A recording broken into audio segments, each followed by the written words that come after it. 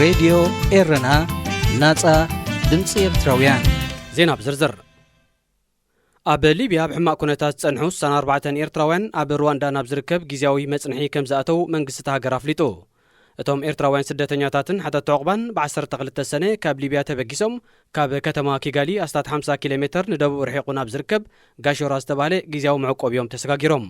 ሕብራት ሃገራት ኣብ ሊብያ ብሕማቅ ኩነታት ንዝርከቡ ስደተኛታትን ሓተት ተዕቅባን ናብ ሩዋንዳ መግዓዝ ኣብ 2019 ካብ ጅምር ኣጉራ ማሕበር ስደተኛታት ወይ IOM ንመበል 14 ጊዜ እዩ ሓተት ተዕቅባ ናብታ ሃገር ኣብጽሑ ዘሎ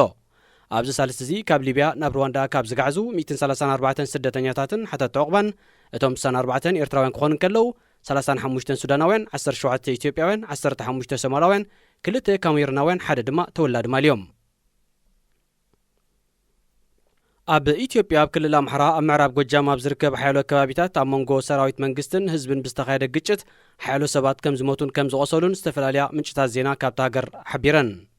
ብፍላይ ዶምቦጭ ኣብ ዝተባሃለ ከተማ ህዝቢ ኣንጻር ሰራዊት ኣብ ዝተላዕለሉ ኣጋጣሚ ብዝተኸፍተ ተኹስን ናዕብን ብውሕዱ 3 ሰባት ከም ዝተቐትሉን 18 ድማ ከም ዝቆሰሉን ንሰበስልጣንቲ ከባቢ ብምውካስ ሬድዮ ደቾ ቬለ ገሊጻ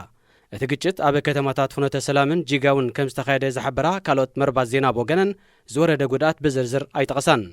ጠንቀቲ ብ11 ሰነ ዝተወልዐ ግጭት ህዝቢ ናብተን ከተማታት ንዝኣተወ ሰራዊት ንምዕጋት ኣብ ዝፈተነሉ እዋን ከም ዝተላዕለ ተሓቢሩ መንግስቲ ኢትዮጵያ ሓይልታት ኣምሓራ ዕጥቆም ክፈትሑ ድሕሪ ዝሕለፈ ኣዋጅ ኣብታ ክልል ተደጋጋሚ ተቓሞን ግጭታትን ክረአ ጸኒሑ እቲ ግጭታት ንዝሓለፈ ልዕሊ ሓደ ወርሒ ዝሒሉ እኳ እንተሎ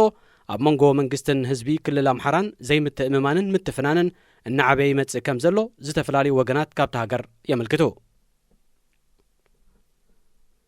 ኣብ ሱዳን ኣብ መንጎ ክልተ ተጸረርቲ ሓይልታት ዝተወልዐ ኩናት ካብ ካርቱም ሓሊፉ ናብ ካልእ ከባቢታት ይልሕም ከም ዘሎ ኣብ ዝግለጸሉ ዘሎ እዋን ኣማሕዳሪ ዞባ ምዕራብ ዳርፉር ኻሚስ ሳባካር ከም ዝተቐትለ ተገሊጹ እቲ ማሕዳሪ አልሐዳስ ምስተባለት ቴሌቪዥን ኣብ ዘካየዶ ቃለ መጠይቕ በጀነራል ሐምዳን ዳጋሎ ዝምርሑ ፈጣን ሓይልታት ኣብ ልዕሊ ሰላማዊ ህዝቢ ዓሌት ናይ ምጽናት ተግባራት ይፍጽሙለው ክብል ብወግዒ ድሕሪ ምግላጽ እዩ ብ14 ሰነ ተቐቲሉ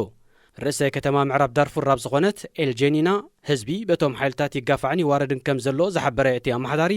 ኣህጉራዊ ማሕበረሰብ ጣልቃ ከኣቱ ተማሕጺኑ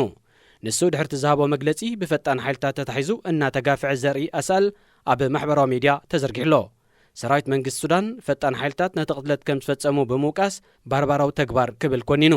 ቅትለት ናይቲ ማሕዳሪ ኣብ ሰንኮፍ ጸንሐ ስምዕ ሰላም ዞባ ከይፈርስን ናብ ሓድሽ ናይ ቀቢላ ግጭታት ከይምርሕን የስግእ